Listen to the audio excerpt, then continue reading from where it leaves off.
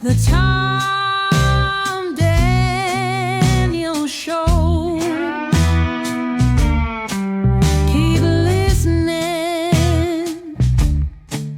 keep learning.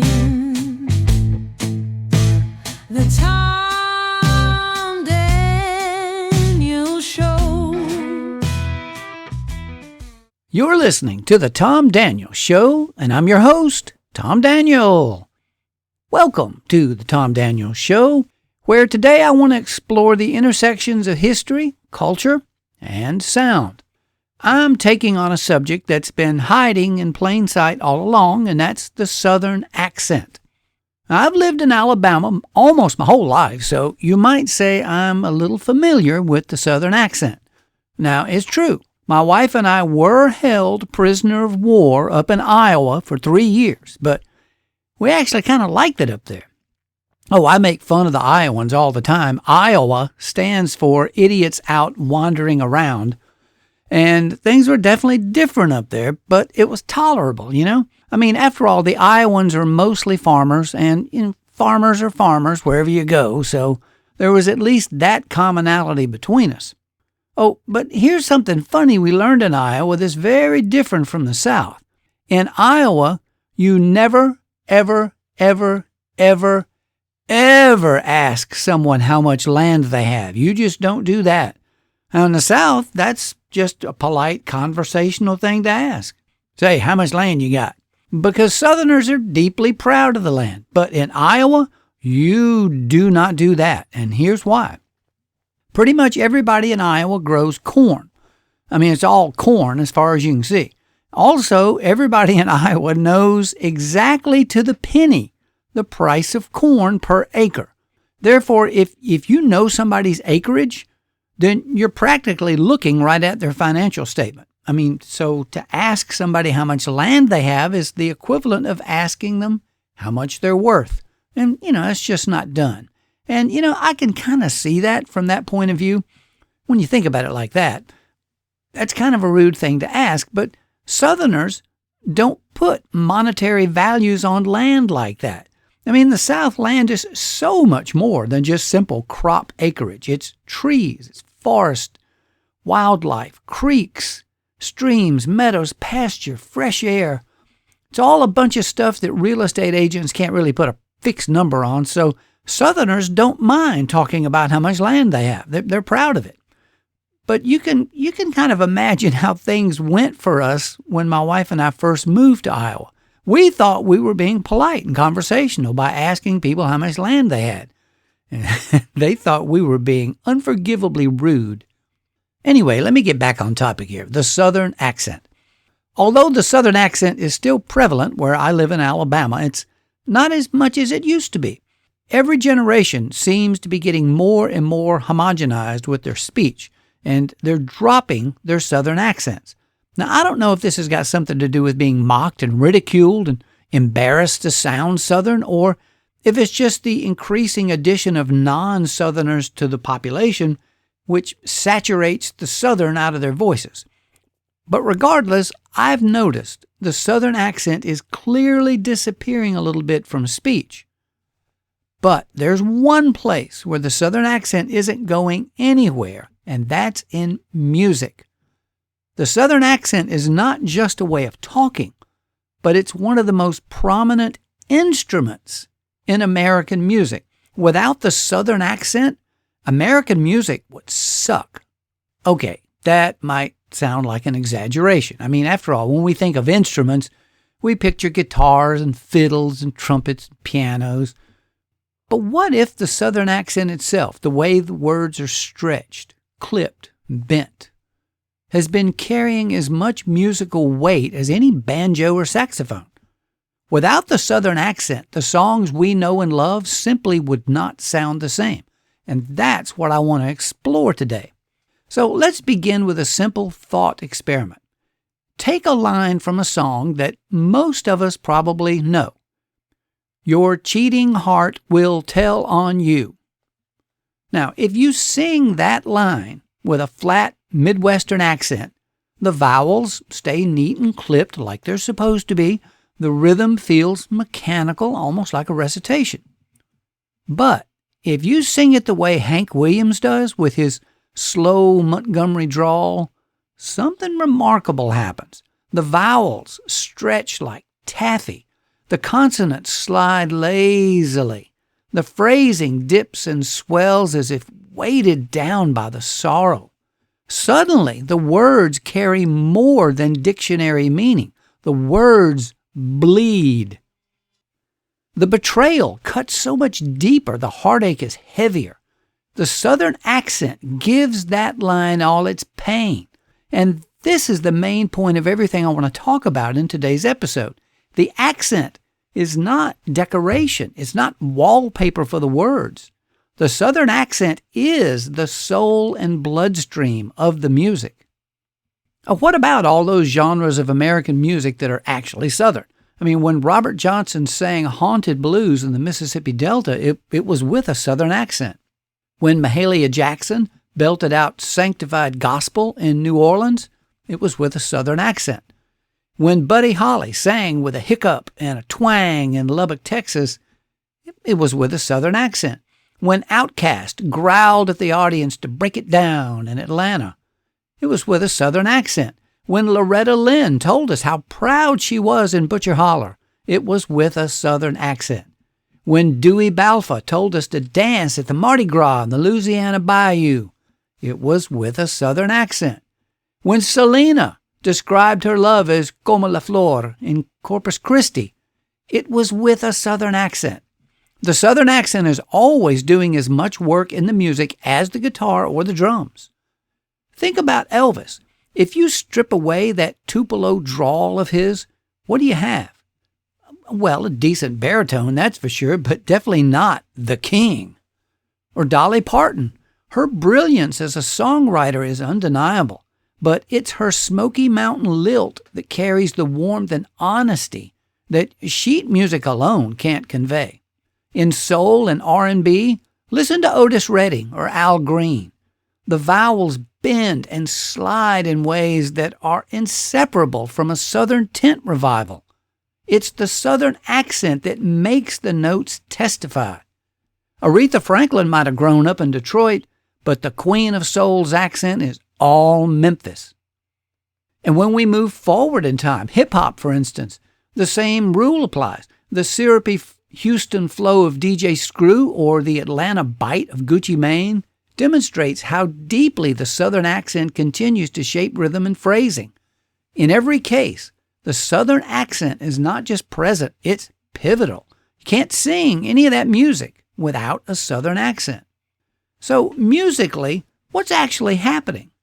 So let's think about the basics of music. The notes written on any musical staff tell us two things: rhythm and pitch. From any note anywhere on a staff, you can tell how long or short it is, as well as how high or low it is. It's very, very similar to an XY axis in geometry. Musically, this represents precision.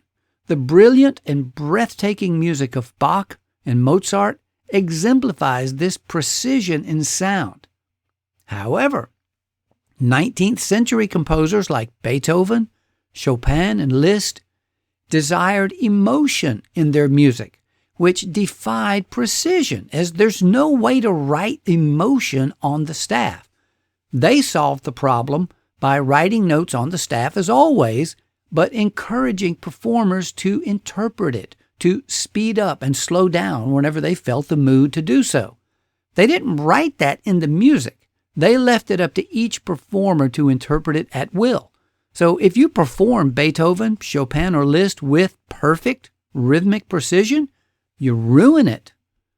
The allowance of this flexibility in rhythm, it's a technique known as rubato, gave the performer the ability to inject incredible emotion and power into the music that was not written on the page.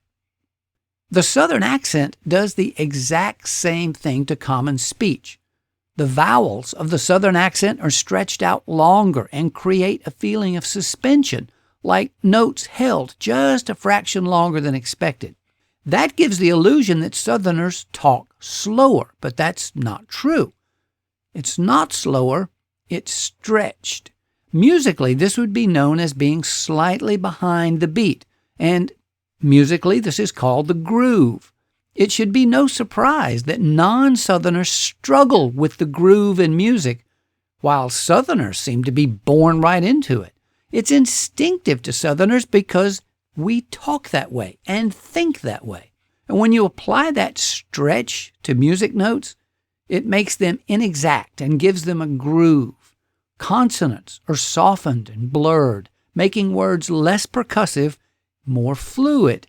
This gives the perception that while the Southern accent sounds lazy in speech, in music, it's the Southern accent is what grooves. Now next comes pitch. Many languages around the world are tonal languages, in that they require a correct pitch to go along with the correct pronunciation, like Vietnamese or Mandarin Chinese. Those are both tonal languages. For example, the capital of China is Beijing, but that's actually not the correct pronunciation. It does look like Beijing, but when you say it, you're supposed to say Beijing. Still the same word, but you just say it with two pitches, a low pitch and a high pitch. Beijing, and not just any low pitch or high pitch, those two pitches. Beijing. Chinese has about 5 of these tonal nuances in their spoken language, and a word's meaning depends on the pitch. You can change the meaning of a word by changing the pitch. Now, English is not a tonal language, but I firmly believe that the Southern accent is a tonal dialect of English. When Southerners talk, there's melody in there. You're listening to The Tom Daniels Show. We'll be right back. What are you waiting for? The Tom Daniels Show. What are you waiting for? The Tom Daniels Show. What are you waiting for? The Tom Daniels Show.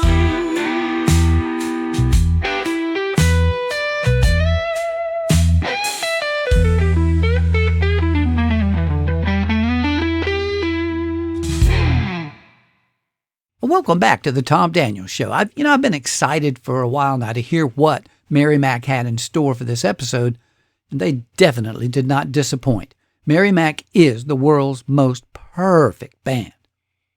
Now, we've been talking about the prevalence of the Southern accent in American music, and I want to talk more about why the Southern accent is a tonal dialect. Where does the Southern accent get its tonal quality, its melodic quality? From African Americans. Almost all West African languages are tonal languages. Pitch bending and shaping is vital and crucial to context in those languages, and that carries directly over into the Southern accent. Now, musically, this effect creates what is called blue notes. Blue notes are pitches that are slightly lower than the standard pitches in a major or a minor scale. They're not out of tune, they're just slightly off pitch. Just enough to give them soul and feeling. Southerners, and that's all Southerners, talk that way. And most importantly, think that way. Southerners think in melody. And if you sing with a Southern accent, then you give a melody to the emotion. Now, when you add in pitch slides, that subtle rise and fall that comes naturally in Southern speech, you suddenly have a melody built into ordinary conversation. Southerners have a built-in sense of melody because of the way we speak. In other words, the Southern accent is already half song. The Southern accent transforms English into a tonal language, and when that everyday speech is set against a chord progression, it transforms it into music almost seamlessly. Can the Southern accent be notated into sheet music somehow? Absolutely no. There's no way whatsoever to write the groove or blue notes into music notation. It's just when you hear it, you know it. Now, the funny thing is that audiences may not even consciously notice this. I mean, a listener in Sweden is not going to say, oh yeah, that's a Tennessee vowel right there. But they feel it. The Southern accent conveys longing, joy, defiance, or grief in a way that bypasses the intellect and goes straight to the heart. And if the accent was not there, they'd notice instantly that something was wrong. If you sing country music without a Southern accent, it ain't country music. Now, the Southern accent is also more than just linguistics. It carries the whole weight of Southern history. The drawl was shaped in cotton fields and coal mines, in the shouted sermons of Pentecostal revivals, in the talk and laughter of juke joints. It comes from beauty parlors and barbershops, from kitchens and from battlefields. Each syllable carries not just melody but memory. To hear the accent is to hear work, suffering, faith, resistance, all braided together. The most significant thing about this is that these experiences are not black experiences or white experiences. They're Southern experiences. It's one of the things that non-Southerners struggle with the most about understanding the South. Farming, mining, worshiping, drinking, grieving are all universal experiences in the South, which means that the Southern accent is cross-cultural. Whites, blacks, Cajuns, Hispanics, all talk with the same basic Southern accent. Now, one of the things that made Elvis so unique and marketable to Northern record executives is that he was the white guy who sounded black.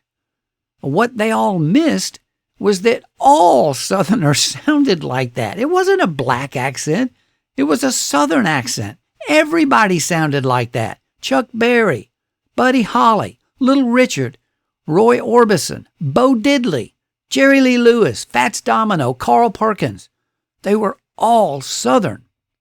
Hey, wait a minute. What about Bill Haley and the Comets? Rock Around the Clock?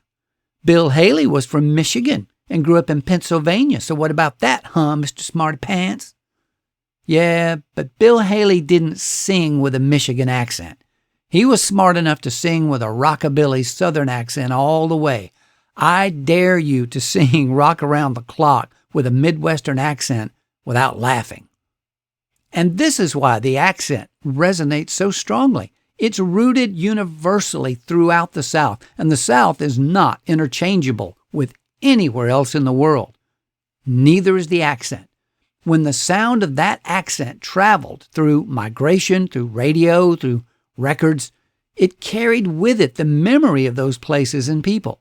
That's why American music is always Southern at its core, even when it's performed in New York, Chicago, Los Angeles. If it doesn't sound Southern, it's not right. Now here's another interesting wrinkle. Non-Southern musicians instinctively sing with a Southern accent to gain authenticity, even if they don't talk that way. Think about Bob Dylan, who was born in Minnesota, yet his early folk songs have a very noticeable Southern accent. Don't think twice, it's all right. That ain't Minnesota. Creedence Clearwater Revival was a rock band from California, but they sang with Bayou Southern accents all the way. Trust me, nobody in L.A. talks that way, but they sure do sing it that way. Even Bruce Springsteen, the pride of New Jersey, slides into a Southern accent when he needs the song to have some teeth. Now, the phenomenon even applies to non-Americans as well. How about Mick Jagger of the Rolling Stones? Mick openly copied Muddy Waters long before he ever set foot in Mississippi. How about the Beatles? Paul McCartney sang with Buddy Holly's voice. John Lennon sang with Chuck Berry's voice. Even Ringo sang with Carl Perkins' voice. British pop star Adele and Welsh crooner Tom Jones sing exclusively with a Southern accent. You won't find any song by either one of them that's not in a Southern accent. But you also won't find any recording of them talking in a normal conversation using a Southern accent. When they talk, they're British. When they sing, they're Southern. A journalist once asked John Lennon why he didn't sing with a British accent, and he replied, "It sells more records." There are German country bands, Scandinavian bluegrass bands, Canadian rock bands, and French rap artists. And what they all have in common is that they all sing with Southern accents. It's not mimicry so much as necessity. The music requires a Southern accent to come alive. Without it, the song is mechanical, flat, bloodless, lifeless. In every case, the Southern accent is not just present, it's pivotal. You can't sing any of that music without a Southern accent. So when we think of the Southern accent, we need to think of it not as a quirk, but as an instrument, like the steel guitar or the Hammond B3 organ. The Southern accent shapes the tone, the rhythm, and the feeling of the music. The peculiarities of the accent, the nasal twang, the slurred consonants, the pitch slides, they're not liabilities. When people talk that way, they're mimicked and mocked and ridiculed, but when they sing that way, those peculiarities become advantages. In fact, they're competitive advantages. No other American dialect even comes close in sheer expressive power as the Southern accent. Which brings me back to the thought experiment we all began with. Sing that line, "Your cheatin' heart will tell on you," in the accent of Hank Williams. And you'll hear not just a song, but a history, a geography, a pain, and a beauty. American music is Southern music, and the Southern accent is America's musical DNA. To follow the drawl is to follow the story of a sound that travels faster than geography, carrying with it both memory and meaning. So the next time you listen to a song, whether it's country, gospel, soul, hip-hop, rock, pay attention to the accent. Listen for how the vowels are stretched, how the consonants bend, how the phrasing swells, because in that accent lies not only the story of the South, but the story of American music itself. This has been the Tom Daniels Show. Keep listening, keep learning.